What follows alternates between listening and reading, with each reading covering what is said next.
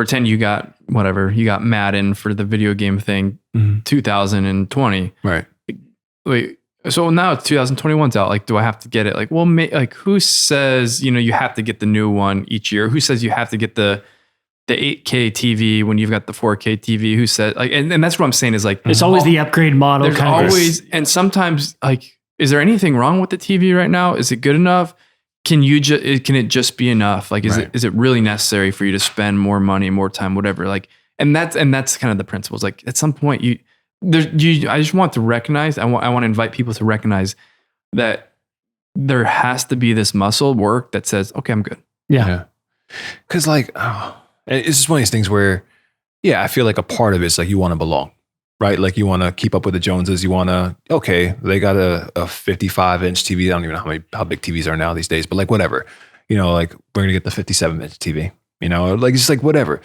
And the reality is, my brothers and sisters, like you don't have to belong. Like you already belong, to the Lord. He loves you in a real way. It doesn't matter if you have it, if it doesn't matter if you don't, but the fact that you're his, that's the most important thing.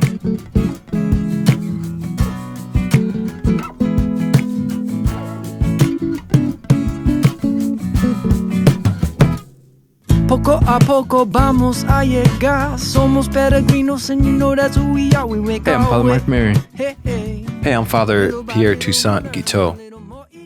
Hi, I'm Father Innocent. Why does that have to be so painful? This is the Poco podcast. That it is. What's going on, everybody? And we want your money. Hey. Just starting off strong, huh? Mm-hmm.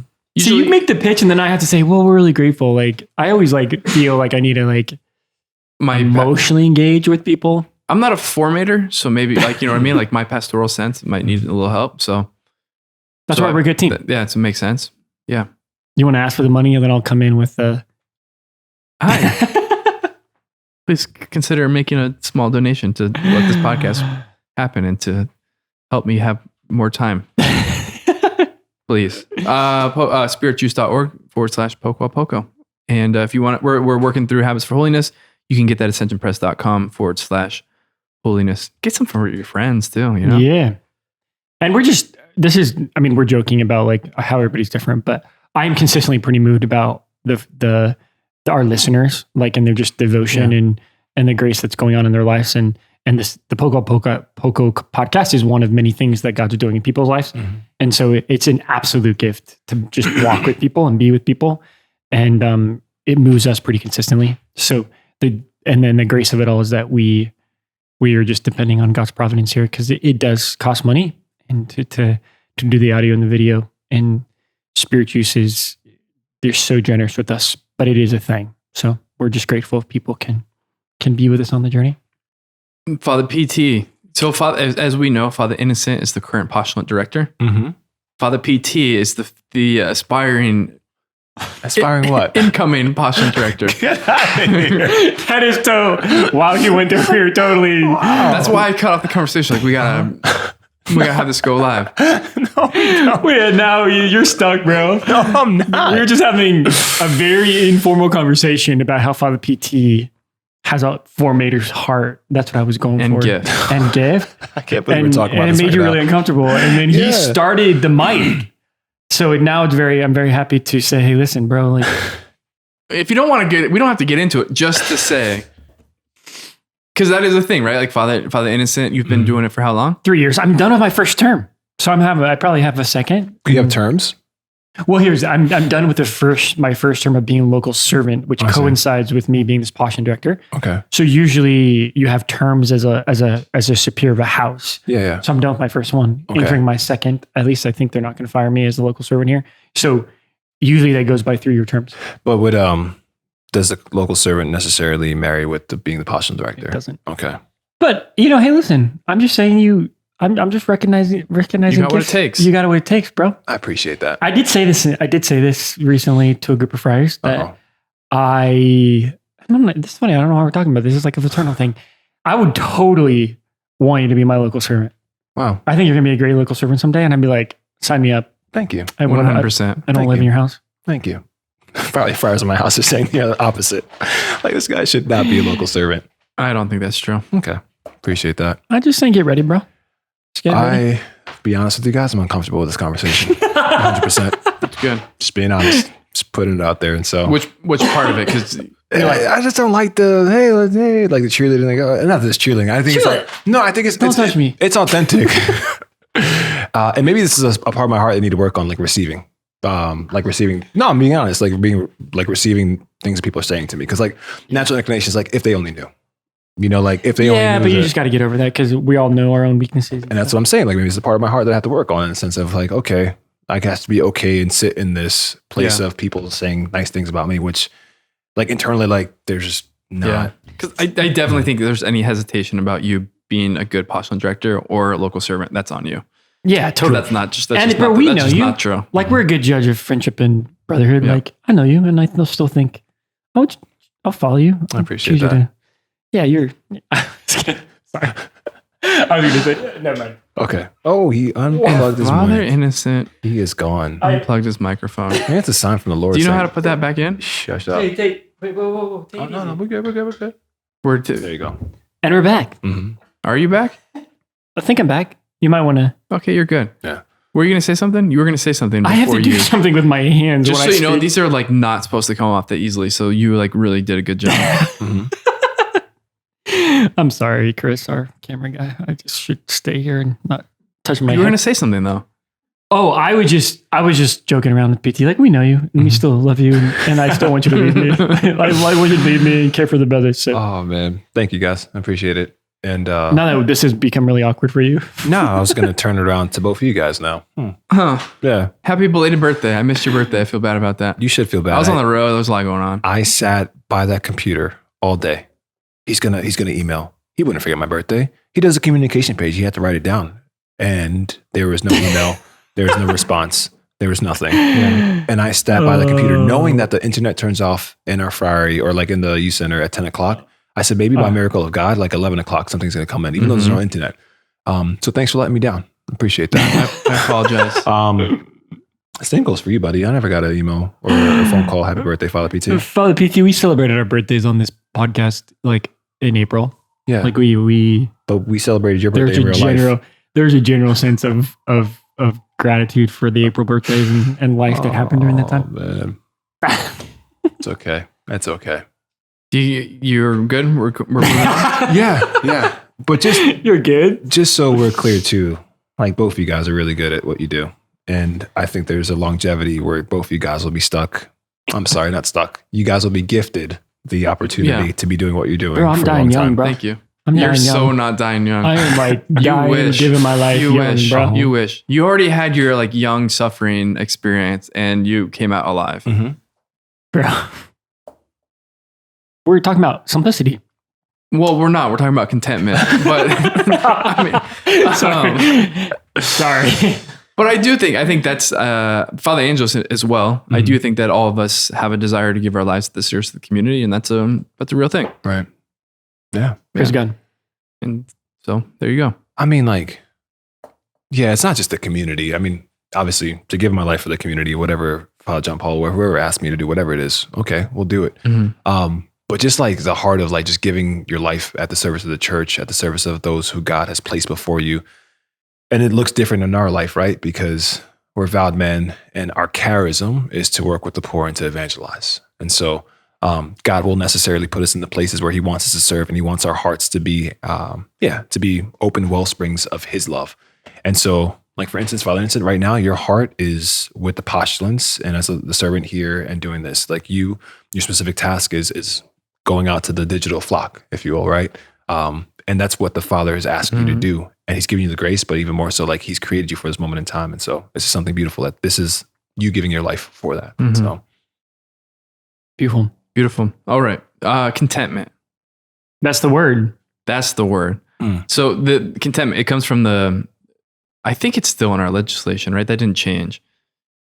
Is historic is The friar shall be content. yeah. Oh, okay. Yeah. So that's like one of our the guiding principles of our life is that the friars to be content with the minimum necessary, not the maximum allowed. Right.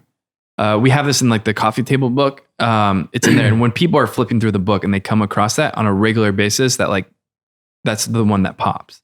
Is and the idea I think the idea is this: is like understanding this human capacity to just like keep wanting more.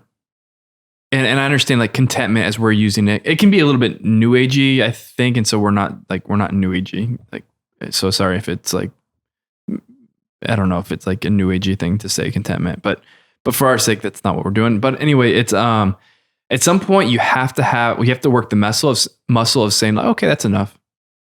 Like, okay, that's good. Because I think like the way that the human person works is there is always like an inertia for like more. Okay, like more experience, more consolation, more this, more that. But at some point, like you have to just be able to say like, okay, that's good. That's enough. Mm-hmm. And so like, for example, what could this look like? You have a house and it's like, okay, we're going to remodel this, and then we're going to remodel that, and then we're going to remodel this. And then like 3 months later, it's like, well, you know what? Actually, like, let's do the bathroom now. And then at another point, it's like, at some point you just be like, okay, yeah, I could keep doing more stuff, but I'm just going to be content. And it's like, okay, the house is good. The house is where we got to be. Now I'm not going to be using more time, more money, more resources for just more projects. Now I'm going to use this time to like do something else. Right. More clothes, more shoes, more scrolling, more whatever. It's like at some point it's like, no, okay. No, like I'm good. All right. And now I've got what I need. And now I'm going to go and use my time for something better. Good. You didn't open your mouth. That's just something you want to say something. I think our fallen humanity speaks to this. And are we okay? Yeah. Our fallen humanity. I was like, are we recording? Our fallen humanity speaks to this because I think there's a dopamine thing. I don't want to step into something that I can't explain fully, but I think it's a real thing. Like that, like technology does this. Like there are chemicals in our brains that we're wired to like, okay, we want to experience pleasure and like, and so then, but it's just always more, right? And so this is the thing with the cell phone culture that like, oh, I got an email or a text, and you get there's that funny thing of like, you get a ding and you have this response like, oh, it makes you feel something. You want more emails. You want more texts. This is the careful thing about, you go down the road of chastity, right? Like, that's why you walk down the street in New York, or you're again, the technology that we consume, like we have to be super careful because we're just wired like in our way of like human interaction and human intimacy. Like it's hard. Like it's hard once that longing and that attraction kind of gets going. It's hard to say no. It's just like you just want more, right? So our fallen humanity does not set us up for success with this. So that's why we have to lean into these good questions and these good challenges for ourselves. Like what are we reacting to? What are we clinging to? Right? Like what is it? Like last episode, what does it mean to create this space where we're not being controlled by other things? Where our emotions are our psychological kind of experience of life, we're not like being pulled and controlled, but we're saying, okay, like what's happening? And when like making sure that we're in control of these things, and there's a contentment with again, the simplicity of life that allows me to kind of keep, I say it a lot, but kind of keep the first things first and not be controlled by these things, because our psychological emotional life is just going to kind of keep grasping. Mm-hmm. We just got to be careful. Right. It's biblical. It's biblical too. So, right, Israelites, they're in the desert and they're wandering and whatever it is. And so the Lord gives them manna. And how much manna does he give them? Enough for that day. Like it's not more than, because whatever else they can gather, it's for a specific day. The only day that they have more is on the Sabbath day. So that way they don't have to do any work. Exactly. And so the Lord necessarily gives us what we need. Jesus, the disciples are like, hey, Jesus, teach us how to pray. And our Father who art in heaven, hallowed be thy name. Thy kingdom come, thy will be done on earth as in heaven. Give us this day our daily bread. So this day, our daily bread. And so, because he's going to take care of everything else. And so it's that more that we desire, right? That you're talking about. Like it's in him. It's in the Father. Yeah. Like he's going to give it to you. Has to be in the right things. And sometimes it's the experience like, like, I don't know what that looks like, or just having a difficulty of letting go of that. And so just to trust, and I guess it's my encouragement to trust that, okay, like minimum necessary, not the maximum allowed. So can I be content in the minimum necessary, knowing that, okay, God has blessed me with this, and the more is going to come. The more is going to come in the future. But at least right now, this is what I have. And I don't need to reach, I don't need to grab, I don't need to go in those other things. And if it's in the area of chastity, to feel this, whatever it is I'm searching after, like I can experience it here, not in the wrong way, but in the right way by raising my eyes and looking at the Father and experiencing that He has given me these things here. If I want the extension of my house, it might come, it might not come, but can I be content with what I have now, the minimum necessary, not the maximum allowed? And just looking at your heart, like, okay, like why do I why am I gravitating toward these things? Like, why do I want these things? And even just to play the game of like, if I had this, would I be happier? Like if I had these things in my life, would I be more satisfied? And oftentimes the answer is no. Like, I guess I really don't need this thing. And so I get, maybe this is a little more personal, but right, like discernment, sometimes like we do the poverty check or whatever it is. And like, okay, do I need this, this piece of paper that I've been holding on to for the past 10 years that has like a little encouraging word from somebody? Sometimes the answer is, yeah, sure. Like it's a place of like, I receive a word from the Lord, but oftentimes it's like, no, not really. I could let that go, because the more that the Lord is inviting us into, we could experience that if we let that go, if we are stuck to, if you will, the minimum necessary, not the maximum allowed. So, amen. So I think as I'm experiencing, this is a batch recording. It's still, the day that I got back pretty late. I'm like fading really quickly. We're going to finish strong. This is our last one, bro. Can I have an early bedtime tonight? You're asking me that. That's why I'm doing it, just to make. Nope. There's rule number 1: do not ask a superior for permission publicly in front of friars or for people on the podcast for that matter. Push through. Put your big boy pants on. Come on. That's the only reason I did it, because I think that's like a thing, is like you to kind of honor and respect and give freedom to the superior. Like he does it often. He'll like be in public. Hey, Father, in front of the passion. Hey, Father, can I? I'm like, no, I don't. But no, I'm joking. Oh, okay. But like you and Angel do that. Like, hey, I'm like, you guys are ridiculous. I can't say no to you. So it's like it's courteous to like, hey, can I ask you something? So that there's like, you should ask the superior. So I thought doing it on the podcast would be extra fun. I think you need to suck it up and stay up for night prayer. And that's your answer. That's what you get, buddy. In private, you would have a different answer. That is what one superior said. It's like, if you ask me the question in like front of the people, the answer is going to be no. Just to kind of help form that. All right. So minimum necessary, not maximum allowed. That's a disposition. It's a discernment tool filter for us. It's not necessarily that has to be like for everybody, but I do think that some capacity of is anything. I don't think that was wrong what I just said, right? Like minimum necessary, not the maximum allowed. I think, is that for everybody?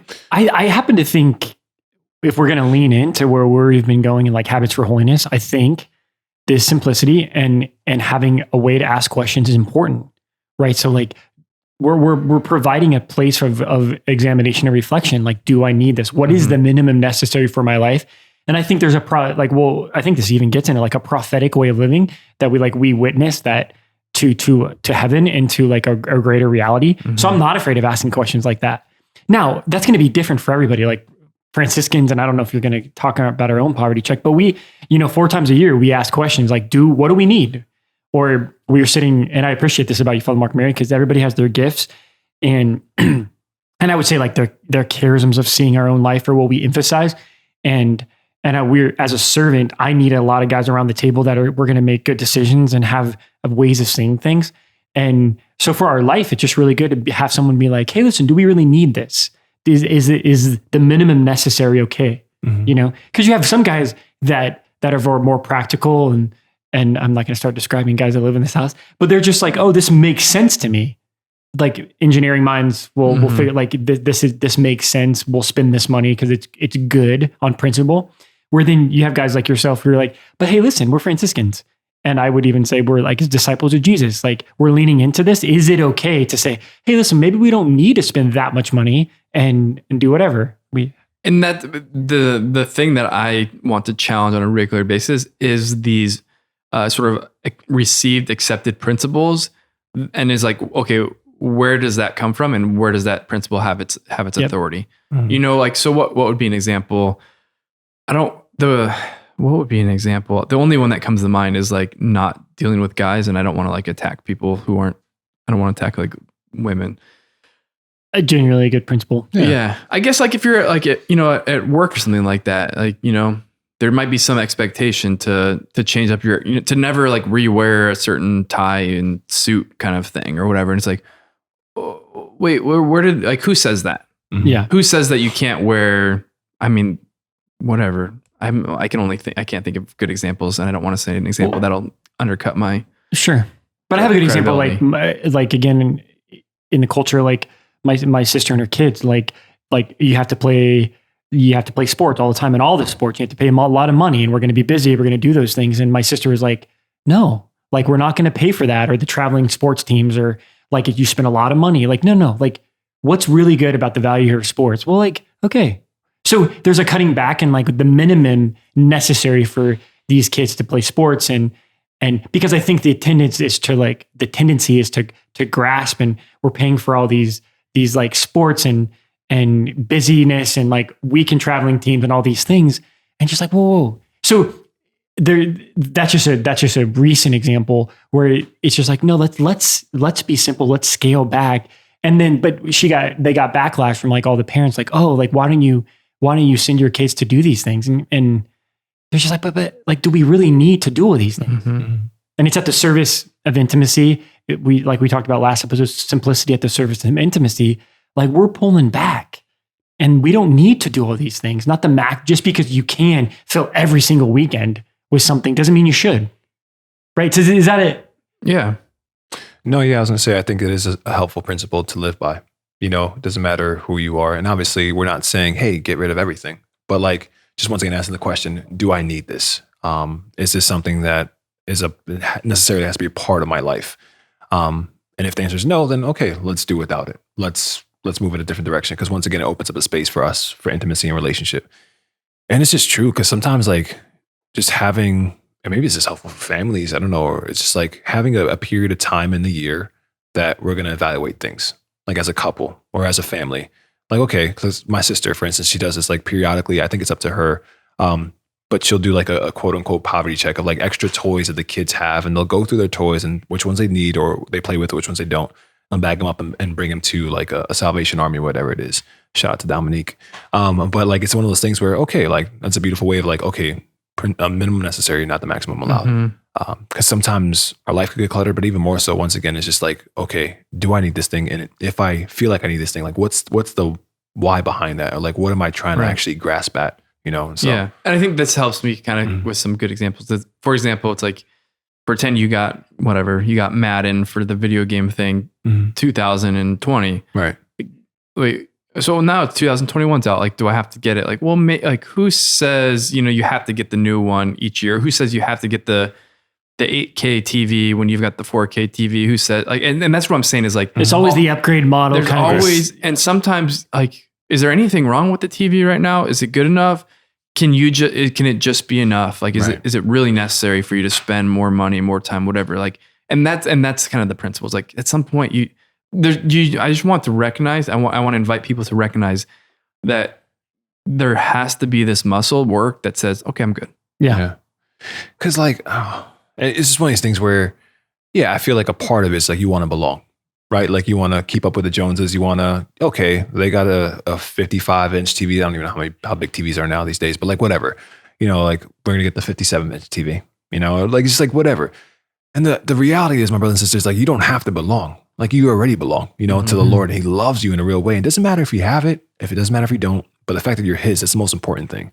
And so don't worry about that. And I get it. I'm saying as a friar who doesn't have that many things, but like there are sometimes even too, like in conversations, like you try to fit into something or like you try to, hey, I want to appear like I know these things. I don't really know these things or whatever. Like, stop it. I'm sorry. But just don't worry about it. Like you already belong. Like you're there already, and just live in that relationship. And don't search or don't grasp for that thing that is not necessary. Just be satisfied with where you are. And like, where's your security? Right. Like it's okay. You don't have to prove anything. Right. And we don't have to find these things, the upgrade model, the upgrade culture. Mm-hmm. Like your security is not in that. I was smiling because I was thinking about, you were talking about Dominique doing poverty checks. Mm-hmm. I know a wife that does poverty checks for her husband without telling him. Does she poverty check him? I'm gonna poverty check you. How can we poverty check our brothers? Can you? But a wife does this, the poverty check for her husband, and so she'll just throw out like half of his, or not throw out, sorry, donate half of his closet. And he's like, where did my clothes go? And the wife's like, oh, it was that time of the year, like 4 times, like, right. And they know the Friars, they're connected with the Friars. So she very much calls it a poverty check. So it's very funny. She just does it. And then he's like, oh, well, look at the closet. It thinned out. It's that time. It's that time of year. But what I'm getting at with contentment is like, it's not just to prune down the extra stuff you had. It's like stop getting extra stuff. Totally. Right. Yep. One, like with Father P.'s example, I think there's something to this is, I was trying to think of like a pithy way to say it, which, my thing, but like, I was the working idea is like freedom is more attractive than consumption. And what I mean by that is like, if you go to someone's house and you're like, oh, why do you guys have like such a small TV? And they're like, oh, we only need it for X, Y, and Z, and so it's good. Right. Like, it's like, wow. Like there's something about that. I think that's creative, or that's like, that's attractive. If you're like, you say you're like a high school girl. Neither of you are high school girls. If you were a high school girl, right? Check, no. I don't know if this is a thing. And this is where okay, this is an idea. I'm not sure if it's really true. And I might be sort of compromising the feminine genius in some way. And I apologize if that's the case. But like, if you wore like the same dress to all of your like formals, and it's like, cause like there's an idea, like you got to get a new dress for every dance. Well, what if you, like, and it's like, oh, didn't you wear that to homecoming? No, you're wearing it to prom. Yeah. I mean, I got a dress. I think it's pretty. And so this is the one I'm going to use. Yeah. I think when other young people see it, they'll be like, oh, I want that. I want that kind of freedom. Yeah. And I think it's just to hit at your point, like that's what we're going for, is like not necessarily like from the back end, like, okay, I got a poverty check, but actually developing working the muscle out that we can live like this. We can live with this contentment, and there's a holiness about it. We can, whether it's like this freedom from status, and it's freedom. Yeah, that's what we're getting exactly. at, right? The freedom from status, freedom from things that I can show up to my high school dance and be like, yeah, guys, this is me. Now, to meet a high schooler like that, I think that'd be awesome, and we're going for that. But like, I think the more and more we're in our life, I think we taste the freedom of like, yeah, guys, like, what do we need? What do we don't need? But I want to live in that place of freedom where, like, I knew who I am, and I don't have to. I can be content. And just like, it's like an invitation, like don't get played. Like there's this game that's happening and it's taking advantage of us. And at some point, like, no, I'm not going to play that game. Right. Like iPhone 12, iPhone 13, iPhone 14, all this sort of stuff. Like this is a game of kind of ongoing, unnecessary, getting you to just buy stuff you don't need. Totally. Like, can we just be like, people are like, nah, I'm good. I'm not playing that game. Be that guy with the flip phone. Be that guy with the flip phone, because people love the guy with the flip phone. The guy with the flip phone is cool. Yeah. I think it's there. It's right there, bro. I think it's right there. And so the like what you guys have referenced, I'm just going to explain real quick with an invitation, is we do the Friars. We have About Poverty, so we do a poverty check 4 times a year. And the idea of the poverty check is it's communal and it's personal, right? So we do some stuff like, okay, how are we doing as a house, and then how are we doing as individuals? And the first part of it, the first question is talking about like, okay, what has like renewed you? What has inspired you about poverty and simplicity, or St. Francis recently? So it's this, it's almost like there's a pedagogical aspect of it. It like educates us to pay attention to like, are we being reminded of why we value this? And what is like, what are you doing actively to continue to stir up a desire for kind of holy simplicity, holy detachment, radical freedom? Because it's definitely against the world. Like it's countercultural. Correct. Like thinking like this, living like this is different. Yeah. So what's doing that? Like just remember of the why, and then you got to go through like really practical. Okay, is there any like extra stuff that we can give away? We get rid of the pizza cutter every time. Really? That's been a thing.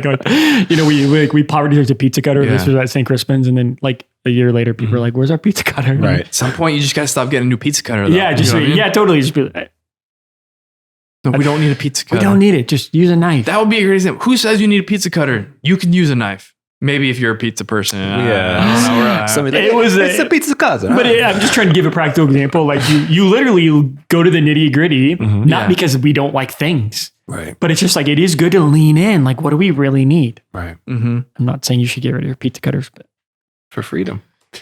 Sorry, I distractedly looked through the book while you were talking. Go for it. Did you have something in there as far as a poverty check for people? Okay. Yeah. And so that would be, again, I think one of the key resources that Habits for Holiness offers is I've put together, inspired by our own poverty check, in the book, it's called like a contentment check or simplicity check for the laity. I like that. Right. And the invitation is like us. We do it 4 times a year. The invitation is 4 times a year to just kind of go through these questions as a way of reflection and of examination. And I think the fruit of it will be freedom. I think the fruit of it will be self-knowledge. I think the fruit of it will be intimacy. I think the fruit of it will be authenticity and like in your own witness. So I do. It's borne fruit in my own life. I think it'll bear fruit in other people's lives. And at some point, but again, just like at some point, you just got to be like, no, I'm good. You got to have that capacity. Right. Yeah. I think it's great. Yeah, it's right on. And you can't poverty check your brothers. Yeah. I'm just thinking of Braveheart, William Wallace, and freedom. Like he just screamed freedom. And there's something so attractive about that, you know? But anyway, the idea of like just being free is so liberating, obviously, but even more so like just that's who we're created to be. It's like to know who we are in the eyes of the Father, but even more so just to be free from attachments, from things. And once again, to the point of like not saying, hey, get rid of everything, but once again, just saying no to the things you need to say no to, you know, in freedom, because no, I'm good. I'm okay. You know, and I don't need these things to tell me who I am or go in that direction, because I could make phone calls with the flip phone. I don't need the extra stuff. Or no phone. Yeah. How do you make phone calls with no phone? Well, like no cell phone. Like we do. Yeah. Oh, yeah, that's right. That's how we do. But again, I don't want us to like overshoot at the cost of credibility. Like, no, you know what I mean? But it is just it's the spirit of contentment, right? Of discerning, of intentionality, of freedom, of the freedom to sort of challenge these kind of principles of like, oh, well, you might, if you're going to do it, you might as well do it this way. Like, this is how you got to do it. It's like, well, hold on. Let's like, who says that? Where's that come from? Yeah. And just to pray with it too. Like, totally. don't just like think about your own life and about like, but like pray with it. Ask Jesus, like, hey, Lord, what do you see? What do you want me to get rid of? How do you see this happening in my life? And to listen to what he says back in response to you. Don't just make this like a spring cleaning list. Maybe not, but like at the same time, just make it a prayer, make it authentic, make it real with him, because he has real words to speak to you specific to this. Yeah. And do it in community, right? Talk to your spouse, talk to your family, talk to your brothers, talk to your sisters, talk to your friend. Like it's interesting. Like we want to do this in relationship. We've been hitting on that. And this is how this works, is that we need to do it together. Right. And because it creates this space. Yeah. I generally probably wouldn't recommend poverty checking your spouse's stuff without telling them. But maybe you probably get it at a certain point. You probably get at a certain point in the marriage where that's just kind of like. I just thought it was funny. I would not recommend that, but communication's good. I love my mom. Mom, if you listen to this, hi, Mom. But one time I was talking to her about like, hey, what'd you give up for Lent? And she's like, yeah, I gave up your father. It's like, I don't know if you could do that, Mom. I don't know if you could like just, give up that. So don't do that. Just those listening. Good. I've seen this lived out in just a lot of holy people. Yeah. And it's so attractive, this freedom we're talking about, where they're just content and they're just like, there's no like angst about life. There's no emotional, spiritual, like they know who they are and they're not afraid of that like letting go. And it's just so attractive. And so we have holy friars that live this, and we know a lot of just faithful people that live this way. And it's just possible to live this contentment where you've let go and you've received like just a different way of living. So I think. What does contentment mean? I think it's satisfied, right? Like at least for me, that's like a synonym that works. Is just satisfaction that like it's okay, like everything's okay. Like I'm content, like I'm good, right? Like if somebody offers you, like if you're eating and you've had enough food. Like you're content, you're satisfied. It's enough. Like I'm good. Yeah. You don't need the extra bowl of whatever it is, or that cereal, or the extra plate or helping, whatever it is. So I think there's a piece too. Contentment is just like I've reached this place in my life where I'm at peace with who I am and the circumstances in my life, and something about that. Right. Yeah. What is contentment to you, Father Mary? Well, I was actually wondering, like, technically what the word meant. Oh, technically. Probably Glenn could tell you about that, like break down the words content with. But tent. I don't know if you've ever. Tenaire. This would be like something like in my house where pretend like I would see my mom do this, right? Like you're having like a party or something like that, and there's like the cleaning up, there's the putting things away, and then at a certain point you just like she would just like sit down with like my dad and like watch the show or whatever. Like for me, that's like what contentment's about. It's like at a certain point you stop doing stuff, you stop fidgeting, you stop adding, you stop chasing, and you just sort of sit down. Right. And the whole point is like you sit down in the relationship. You sit down and you focus on the people who are in your life. Right. I like it. That's the image of contentment. That's the definition of contentment. Sit down. Sit down. That's a pretty good one. Yeah, I mean, but Sit that's you, down. bro. You do this. You images, words.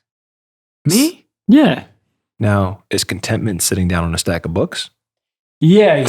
Are you content just with what's going on in your life right now? I'm sorry, I had to go there. That was so I was with Matt Fradd for his podcast. You didn't tell me you didn't sit on books. No, I didn't have to sit on books for his. Do you bring your booster? Do you travel with your booster? You know, like they have those like in Ambos or something like that. So if somebody likes to stand up to reach the microphone, Yeah. I just travel with a booster seat. On the plane. Yeah. Sit it, right? When I was with, because when Father Angel's on Matt Fradd's show, and at the end, he was like, Matt like super honored him. He's like, you're like a lion. You're like he really encouraged him. And at the end of our interview, like, hey, what happened with like Father Angelus? I was like, did something happen? And he didn't totally remember. But then he like said something kind about me as well. And he commented on basically just being comfortable in my own skin or something like that. But I do think that's true. Like, okay, like whatever. I'm sitting on some books and a blanket. Yeah. I got good things. I got bad things. You know, that's just.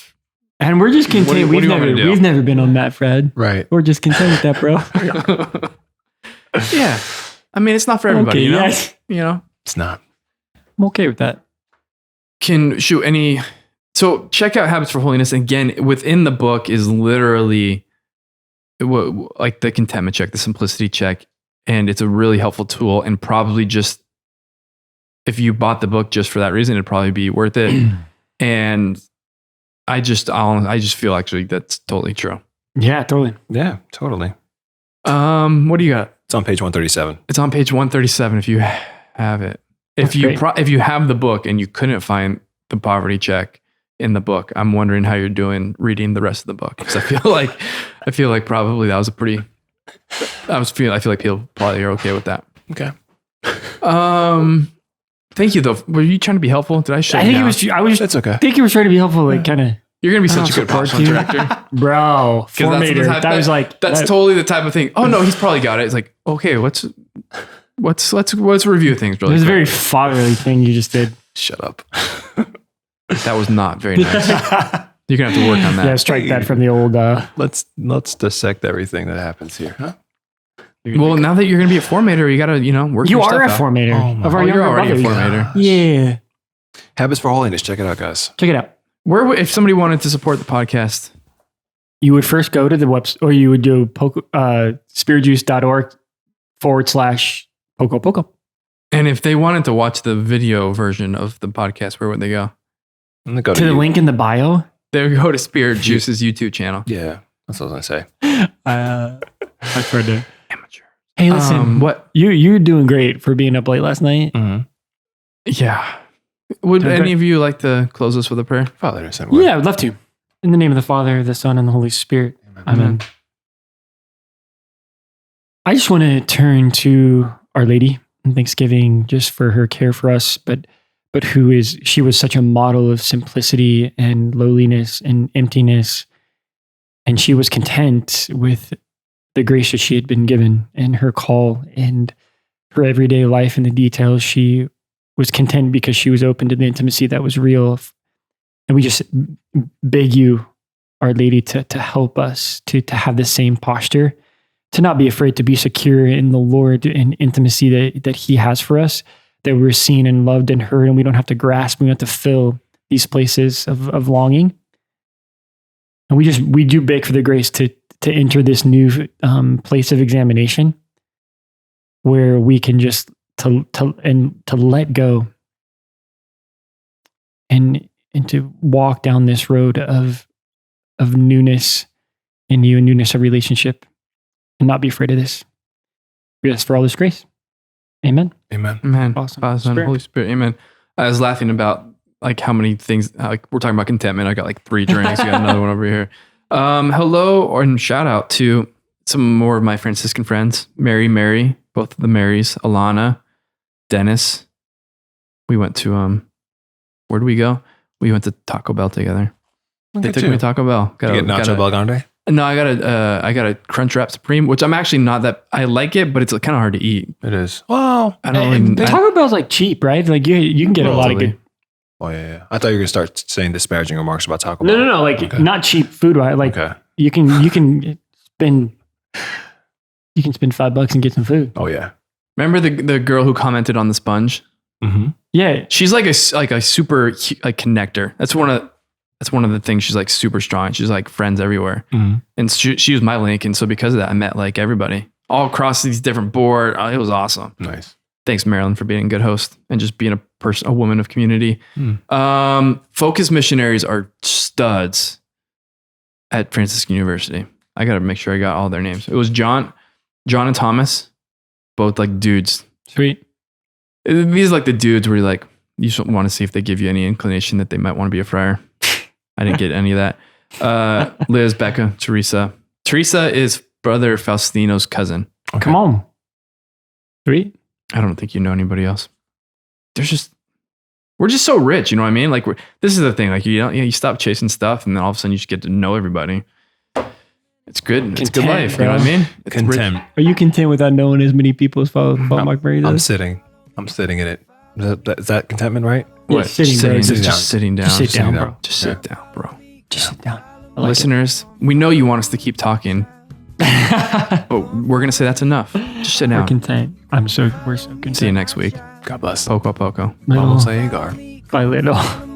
That's not a thing. Just vamos a llegar at the end. No, that's not a thing. This is just poco a poco. No. We just stop with poco a poco. Okay.